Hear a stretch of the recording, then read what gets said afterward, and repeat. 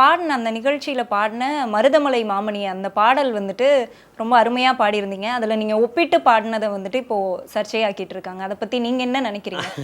ஆக்சுவலா வந்து இந்த பாடல் வந்து அவருக்கும் பாட்டு பாடுனதும் எதுவுமே சம்மந்தம் இல்ல. அவரு விஜய் சாருக்கும், தளபதிக்குமே எதுவும் சம்மந்தம் இல்ல. எதேர்ச்சியா திடீர்னு பாடிட்டே இருந்தோம் இல்லையா? அப்ப வந்து என்னன்னாக்க, ஒரு உற்சாகப்படுத்துறதுக்காக பாடுனது.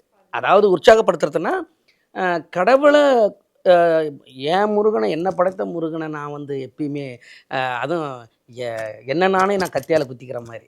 அது வந்து விஷத்த நான் குடிச்ச மாரி. அந்த மாரி நான் அந்த மாரி செய்யவும் மாட்டேன். அப்படி பண்றதுக்கான ஆளும் நான் இல்ல.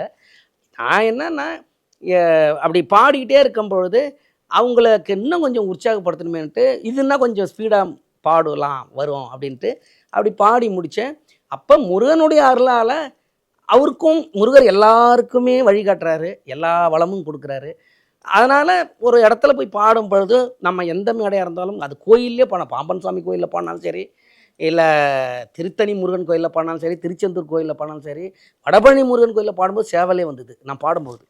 அப்படியே வந்து குதிச்சுது. இதுவரைக்கும் இந்த நடந்ததே சரித்திரமே இல்லன்னு பல நியூஸ்ல போட்டாங்க. எத்தனையோ மேடைகள் பாடியிருக்காங்க. அந்த மாரி நடந்ததில்ல.